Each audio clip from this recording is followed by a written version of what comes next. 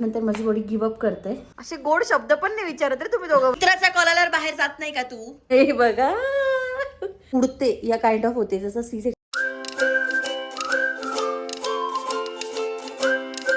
नमस्कार आणि welcome to the new blog of the Tanaya Nikhil. मी तनया.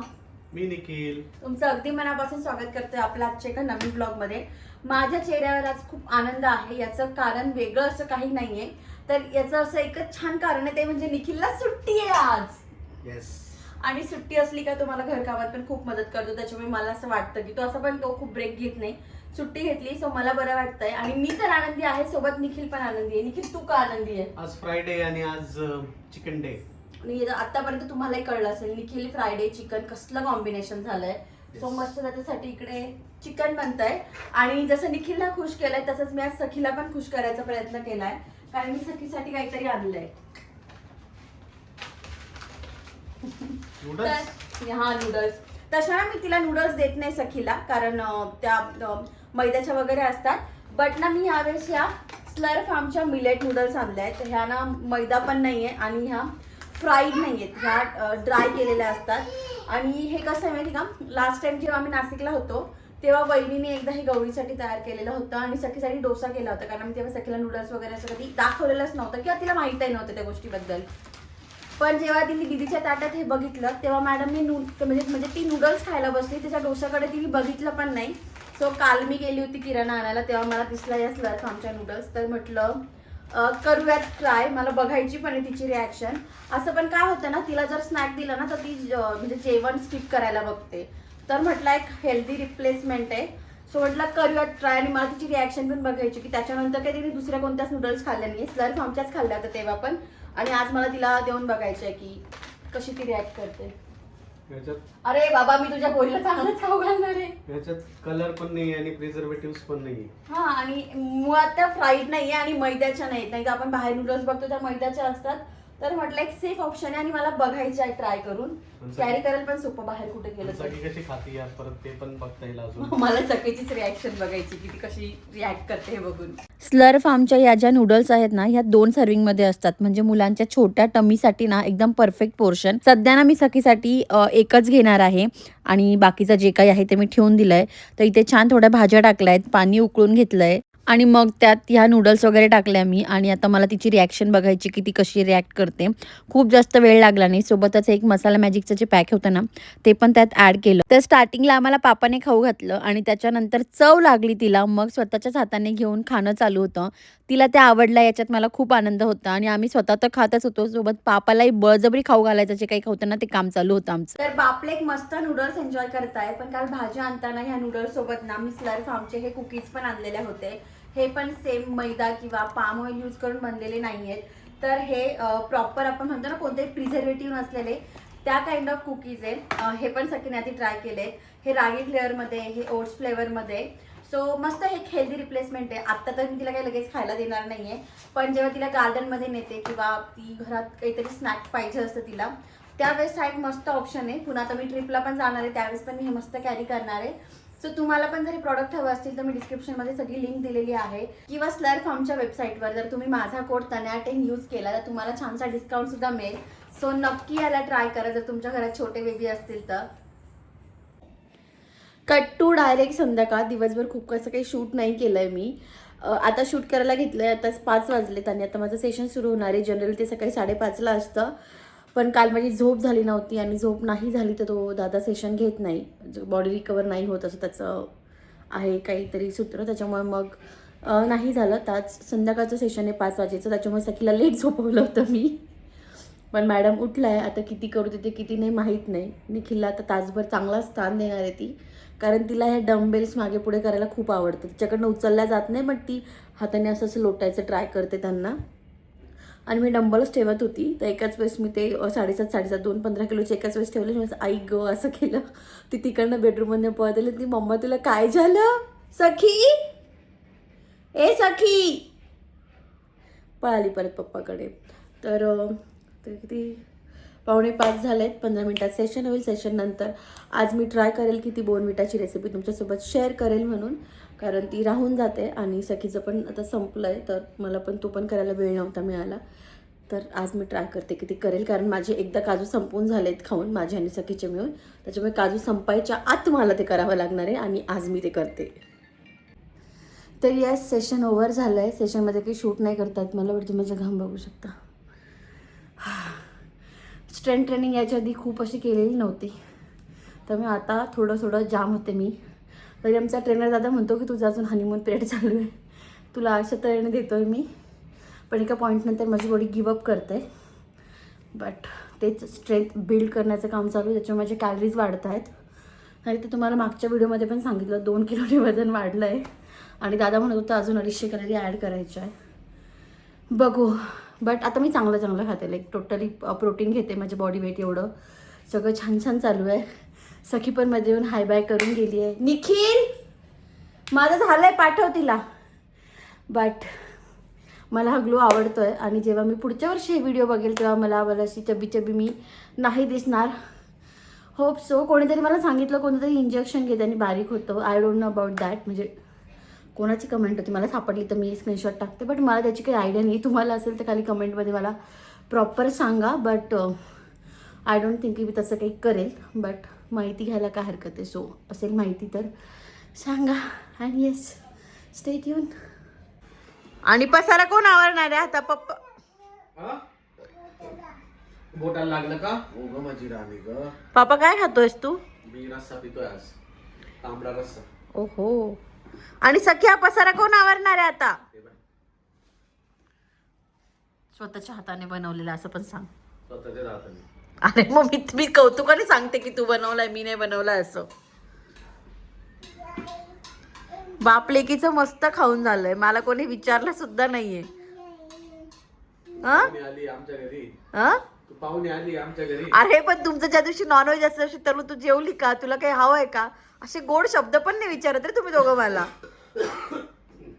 सखू, अरे हिचं काहीतरी करावं लागणार या बास्केटचं. अवघड आहे. असं थंड असं गरम मस्त वाटतंय ना, सही सर्दी विसर काय. तुझी सर्दी गेली आहे, फक्त ती आम्हाला देऊन मग गेली आहे. तरी आता आम्ही दोघी पण टोटली कव्हर झालोय, मी आणि सखी. पण सगळी सर्दी आम्हाला पापा घेऊन आला होता. काय काय दाखवू? तिखट आहे बेटा. कसं आहे? तिखट. गरम पण आहे. सखीचा जेव्हा झालाय ना, पण सगळीचं जेवण पण झालं, नाक पण पुसून झालं. तुझ्या शर्टला का? असं आमचा गेम असं चालू असणार आहे. आज फ्रायडे होता, निखिलला म्हटलं बाहेर चक्करला घेऊन चल, पण निखिल मला नाही बोलला. आणि त्याच्यानंतर तो मूडमध्ये आला की चला आपण बाहेर जाऊ, पण माझ्या बेस्ट फ्रेंडचा कॉल आला होता आणि आम्ही 1 तास बोलत होतो. सो मी पण त्याला म्हटलं चल आता मला नाही यायचं. फ्रायडेला संध्याकाळी 6 वाजता 7 वाजता कोण बाहेर जाते घरात? मित्राचा कॉल आल्यावर बाहेर जात नाही का तू? 6 वाजता 7 वाजता फिरायला याच्या आधी जात नव्हतो का आपण? सखी नव्हती तेव्हा जायचो निखिल आपण फ्रायडेला खूप वेळेस बाहेर जायचो. नाईटला असं पण जायचं संध्याकाळी जेवायला वगैरे. पोरगी आल्यापासून 8 वाजेनंतर ठीक आहे. मग मी तुला त्याच टाइमला म्हणत होती की चल बाहेर जाऊ म्हणून. तू 6-7 ला म्हणत होती. मी 6-7 असं म्हणत होती की निखिल संध्याकाळी बाहेर जाऊ म्हणून. घाण पलटी मध्ये इतकी घाण. हेच होतं माझं. बट मला पण काही घेणं देणं राहिलं नाही, कारण मी माझ्या मैत्रिणीशी बोलत होती. आमचा तासभर निघून गेला थँक्स टू तेजल. आणि आमचं दोघींचं मन असं भरून जातं, कारण आमचा टॉपिक सेम असतो की आपला नवरा आपलं का ऐकत नाही म्हणून. असो, चला आता यांचं कंटिन्यू करते सगळं. Cut to day 2. तर मी रात्री बोनविटा बनवलं, बट असा ओरिझोंटल व्हिडिओच नाही घेतला. थोडेफार शॉर्ट झाले, ते पण व्हर्टिकल झाले. त्यामुळे व्हिडिओ इथे अटॅच नाही करता आला. बट एखाद्या शॉर्ट्समध्ये मी नक्की ॲड करेन. तसं खूप जास्त नाही आहे. काजू, बदाम, आपले पिस्ता जे खारे नसतात ते, सगळ्या प्रकारच्या ज्या सीड्स आहेत ते, अक्रोड, या सगळ्यांची बारीक हे करून घेतली, पावडर करून घेतली. त्याच्यात 2 चमचे कोको पावडर, 2 चमचे गुळ पावडर टाकली आणि ते सगळं छान चाळणीने चाळून घेतलं. आणि सखीला मी ते 2-2.5 चमचा देते. काजू तुम्ही कमी घेतले तरी चालतील, कारण बाकी सगळ्या गोष्टी मेन आहेत. तुटला. आणि काजूचं मला असं पण होतं ना की सखी दिवसभरात पण खूप काजू खाते, बट म्हटलं टाकूयात. त्याच्यामुळे होणे चालू होतं माझं. उठली आणि माझी लेक केळी स्वतः मी तिथेच ठेवते रात्री बेडच्या इथे केळी, कारण मला लागते. इकडे ये, चल चल चल चल मम्माकडे चल ग, चल ना. हे बघा, गुड मॉर्निंग. काय केळी खायची असते बेटा, खेळायची नसते. मी खाऊ का केळी? खा. कॅमेऱ्यात बघून आम्हाला खाल्लं पण जात नाही. तू एक केळी फिनिश केली का? काहीच नाही. आम्ही 2 केळ्या खातो, उठल्या उठल्या 2 केळ्या खातो. आणि कोणीतरी खूप गोड दिसतंय बाबा, म्हणजे बाबू ते. अँड वन मोर थिंग, जर कोणाला याबद्दल आयडिया असेल तर प्लीज मला खाली कमेंटमध्ये सांगा. मी आता सकाळी फिरायला जायचं, पण मला असा कॉन्फिडन्स नाही येते. रिझन बिंग, मला खूप अति जास्त थंडी वाजते. घरात एवढी नाही, आणि मी बाहेर जाते उठल्यावर एवढी नाही, किंवा बाहेर जाते तेव्हा पण एवढी नाही. पण बाहेरून जेव्हा घरात येते ना, तेव्हा माझ्या खालच्या नखापासून या केसापर्यंत मी पूर्ण जाम असते. मला इतकी थंडी वाजते. माझी मैत्रीण म्हणे की C-सेक्शन नंतर असं बऱ्याच वेळेस होतं, बट सगळ्यांनाच नाही होत. म्हणजे शुभूला पण नाही होते, वहिनीला पण नाही होते.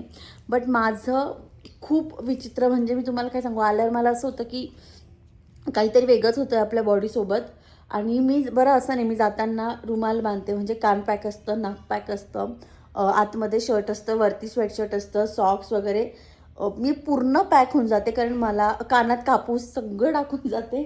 पण घरी आल्यानंतर जी माझी हालत असते, म्हणजे आत्ता पण अर्धा पाऊण तास माझी अशी हालत होती ना, मी अशी डायरेक्ट उडते या काइंड ऑफ होते. जसं C-सेक्शन नंतर आपल्याला ती थंडी वाजून येते ना, सेम काइंड ऑफ थंडी मला वाजते, आणि मला काहीच सुचत नाही. तुम्हाला याबद्दल काही आयडिया असेल तर प्लीज खाली कमेंटमध्ये मला नक्की सांगा की याच्यावर काही इलाज आहे का, किंवा तुम्ही कोणी असं फेस करता आणि फेस केलं तर त्याच्यावर सोल्युशन काय आहे. तसं आज मी माझ्या सगळ्या टेस्ट करून घेणार आहे आज दुपारीच, आणि मला डॉक्टरकडे पण जावं लागणार ह्याच गोष्टीसाठी, कारण ते एका पॉईंटनंतर असह्य होतं. आणि तुम्हाला जर माझा स्वभाव माहीत असेल तर मी खूप लवकर घाबरून जाते, आणि या बाबतीत तर मला असं होतं ना. बरं, असं नाही की एकदा झालं, मागे एकदा पण मी तुम्हाला व्हिडिओमध्ये सांगितलं होतं बघा, मी फिरायला गेली तिनं आल्यावर मला सुचलंच नव्हतं 1-1.5 तास माझ्यासोबत काय होतं आहे. सेम मला अर्धा तास तसंच झालं, आणि ते रोजचं झालं आहे. त्यामुळे असं फिरायला जायला असं होतं की नाही उठायचं, नाही फिरायला जायचं आहे म्हणून. काय रे बेटू, गाई करायची परत? नाही करायची गाई. इतकं गोड गोड कोणी कसं असू शकतं? आम्ही केळी सोलून मस्त स्वतःच्या हाताने खातो, हो ना बेटू? चला आता आमच्या मॅडमकडे लक्ष देते, व्लॉग काही पुढे वाढवत नाही. सखी तुला बोलायचं सगळ्यांशी? बोल की, बोल म्हण हॅलो. ते ठेवून दे आता, मम्मम ठेवून दे, मम्मम झालं पिऊन. नाही, आता आमचं हेच नकरी सुरू असणारे पापा उठेपर्यंत. असो, आज बघूयात काय प्लॅन होतो, कसं होतो. Stay tune. बाकी टेस्ट आणि डॉक्टरकडे जाणं तर मॅन्डेटरी आहे, तेवढं तर मी करून घेईल. सखी उतर. असो, चलो भेटूयात पुढच्या व्लॉगमध्ये. तुम्हाला आपल्या आजच्या व्लॉगमध्ये काय आवडलं असेल तर खाली कमेंटमध्ये नक्की सांगा. आणि असंच प्रेम देत राहा आम्हाला सगळ्यांना. आणि ते इथपर्यंत आलाच आहात तर छोटा हट्ट बनता आहे. प्लस काल भक्तीचा पण व्हिडिओ तुम्ही बघितला असेल, तर आम्ही सगळे स्टॉप मारतो आहे त्या निगेटिव्हिटीला, कारण आम्हाला सगळ्यांनाच त्रास होता. कसं ना, मैत्रिणीशी रोज बोलणं होतं आपलं ग्रुपमध्ये, तर आमचं पण होतं ना आम्हाला. आणि आमचं डिस्कस असं होतं की भक्ती तू बारीक आहे, तुला पण मी जाड आहे, मला पण प्रत्येकाला, पल्लवीला पण, काय म्हणजे बोलायला. आणि 1-2च आहे बरं, ह्या बायका ज्या आहेत ना, ह्या आम्हाला 3-4 जणींना कमेंट करणारे कॉमन बायका आहेत. इकडे झालं का तिकडे, तिकडे झालं का तिकडे. आणि बस मी तरी उत्तर देत होती, भक्ती उत्तर देत नव्हती, बट काल तिने उत्तर दिलं आहे, which is very good thing again. तो चलो 2025मध्ये अशा काही गोष्टी नाही न्यायच्या आहेत. इथेच विसरून अगर आम्ही आता ठरवलं, आली की ब्लॉक, आली की रिमूव्ह आणि ब्लॉक, आली की रिमूव्ह आणि ब्लॉक, ज्याने आपल्या डोक्याला त्रास होत असेल. आणि मुळात ना आमच्यापेक्षा तिची पण मम्मी व्हिडिओ बघते, माझी पण बघते, त्यांना वाईट वाटतं असं हे करून, आणि मुळात त्याला काही सेन्स पण नसतो. त्यामुळे त्याच्याबद्दल बोलायचं पण नाही आहे जास्त. जे आहे ते आहे. भेटत पुढच्या व्लॉगमध्ये, तोपर्यंत बाय.